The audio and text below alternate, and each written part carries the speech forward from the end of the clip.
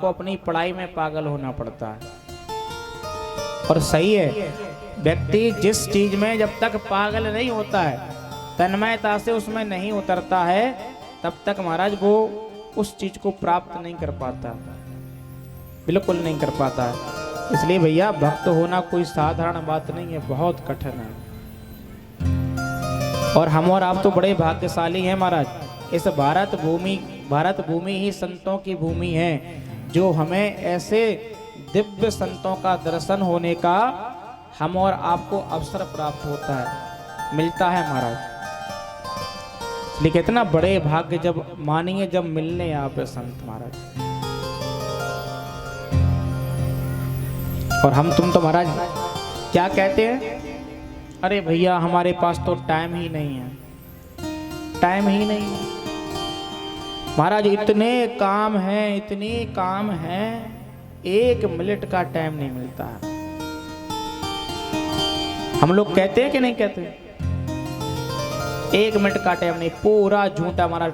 दूसरों की चुगली करने का खूब हमारे पास टाइम रहता है, दूसरों की बुराई करनी हो तो महाराज जाने पाता नहीं कहां से टाइम आ जाता है।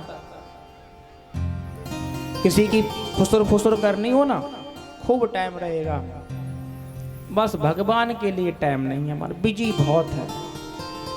फिर भगवान से मांगने के लिए आते, हे प्रभु काम बना दो। भगवान कहते बेटा हमारे पास भी टाइम नहीं है, पहले तुम्हारे पास नहीं था, अब हमारे पास नहीं। देखो आप टाइम दोगे तो भगवान आपको टाइम देंगे, तभी ना देंगे।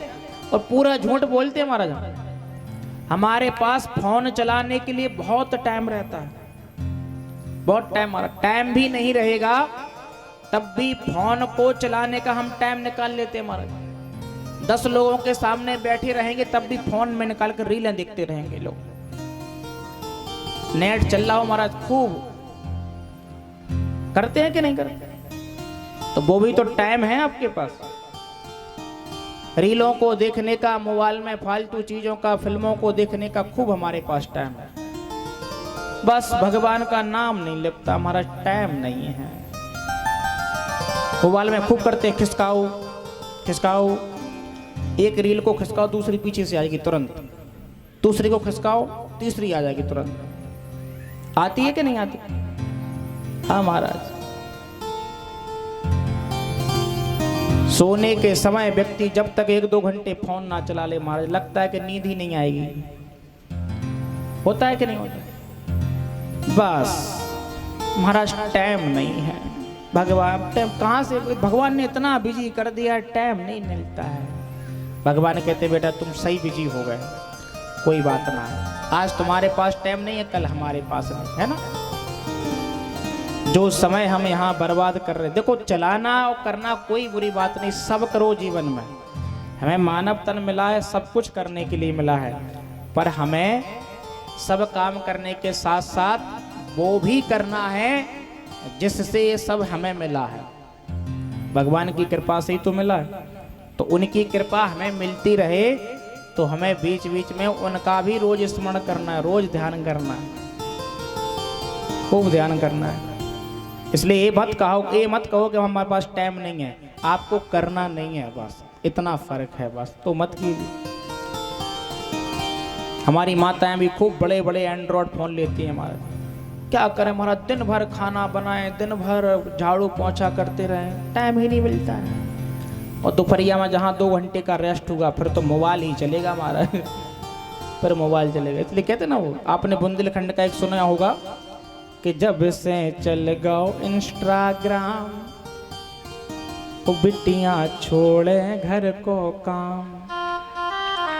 सुनो कि ना सुनो आप, एक लोकगीत है हमारे बुंदेलखंड को, क्या कि जब से चल गओ इंस्टाग्राम, बिटिया छोड़े घर को काम। जब से गालो गालो, चलाती हो कि नहीं इंस्टाग्राम?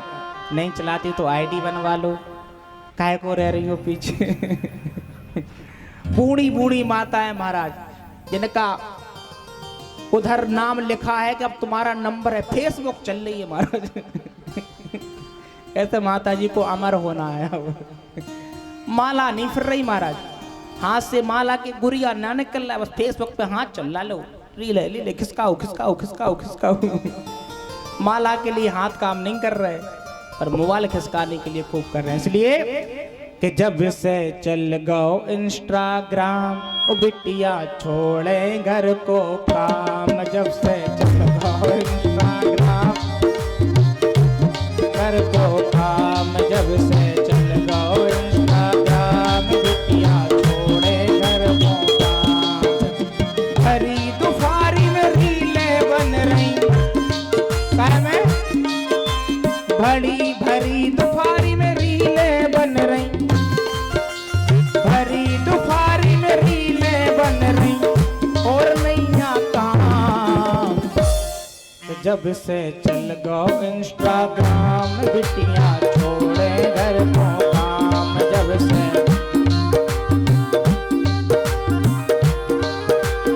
उन सारे से कड़ गई बिन्नू, बुंदेलखंड में क्या है ना, भुनसारे से कड़ गई बिन्नू, सुबह से हो गई शाम। कि जब से जो चलाते हुए तो गाई लो भैया, जो नहीं चला पाते बड़ा उसी से सीख लो।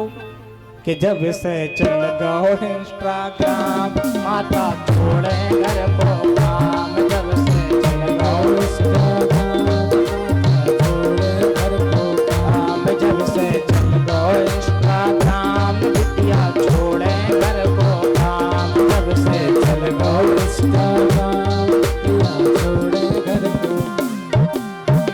स्थिति है महाराज, मोबाइल को चलाने के लिए 4-4 5-5 घंटे हैं हमारे पास, पर भगवान के पास बैठने के लिए 2 मिनट भी नहीं। इसलिए भैया भगवान का नाम तो ऐसा नहीं कि आपको बैठ के लेना, कहीं भी चलते फिरते दौड़ते फिरते कैसे भी ले लो आप, आपका वो नाम मान्य होगा, आनंद होगा महाराज। आगे चलकर भगवान अपने बच्चों को खूब शिक्षा दिया करते थे कि बेटा कभी भी संतों का अपमान ना करना, नहीं तो तुम्हें कोई बचा नहीं पाएगा।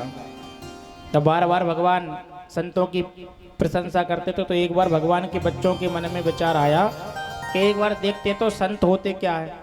तब उन्होंने विश्वामित्र, सीताकंठो, दुर्वासा, भृगु, अंगरा, कश्यपो, वाम देवोत्री, वशिष्ठो, नारदा दया, ये सब महात्मा विराजमान थे। विश्वामित्र, दुर्वासा, भृगु, कश्यप आदि आदि ऋषि महात्मा बैठे हुई सभा चल रही थी, भगवान का सत्संग कर रहे थे।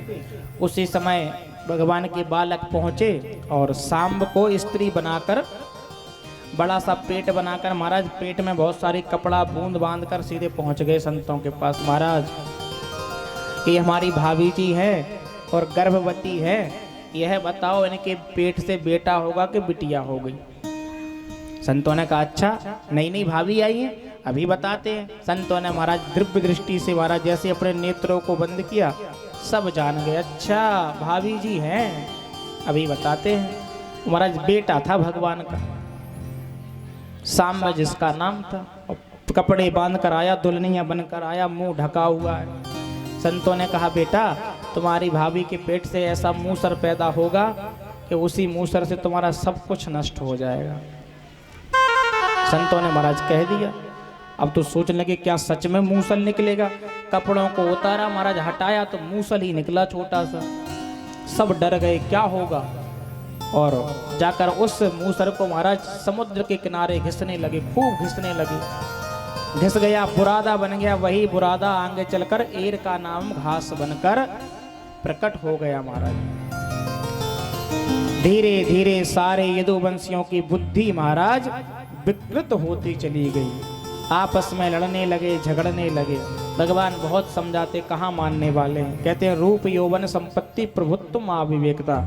जब व्यक्ति के पास रूप हो अच्छा, और अच्छा पैसा हो, धनवान हो, अच्छा शरीर हो, इसके बाद भी व्यक्ति के अंदर यदि अभिमान ना आए तो भगवान की कृपा है, और अभिमान आ जाए तो फिर व्यक्ति का पतन निश्चित है। आपस में खूब बैर करने लगे, भाई भाई से लड़ने लगे, झगड़ने लगे, और वही एरका नाम की घास को उखाड़ कर एक दूसरे पर प्रहार करने लगे। बड़े नुकीले नुकीले महाराज शस्त्रों की तरह वह एरका नाम की घास बन गई, और एक एक करके सारी यदुवंश का महाराज संहार होता चला गया। धीरे धीरे करके सब मारे गए। भगवान ने अपने सामने ही सारा यदुकुल महाराज नष्ट करवा दिया। चतु पंचा विशेषता 2-5 बचे, तब भगवान ने कहा कि भैया संतों की शरण में चले जाओ, बच जाओगे, प्रभु का भजन करो, बच जाओगे। भगवान ने कहा मेरी भी लीला का संवरण होना है, और भगवान सीधे प्रभाग क्षेत्र पहुंचकर एक कदम के वृक्ष के नीचे भगवान बैठ गए। अपना दाएं चरण बाएं चरण पर रखकर भगवान बैठे हुए थे, अपना सर आसमान की तरफ निहार रहे थे। तो एक बहेलिया ने जैसे ही वह दृश्य देखा कि भगवान के पैर में मणि थी महाराज, वह मणि चमक रही थी, उस बहेलिया ने सोचा कि कोई मृग की आंख चमक रही है। उसने हमारा सब द्विवेदी बाण छोड़ दिया महाराज, जाकर वह बाण सीधे भगवान के बाएं चरण के तलवे में महाराज लग गया। जैसे ही तलवे में लगा महाराज, भगवान चिल्लाए। जैसे ही चिल्लाने की आवाज उस बहेलिया के कानों में पड़ी, वह बहेलिया भागता भागता आया। लग रहा है कि मैंने किसी इंसान के ऊपर यह बाण चला दिया है।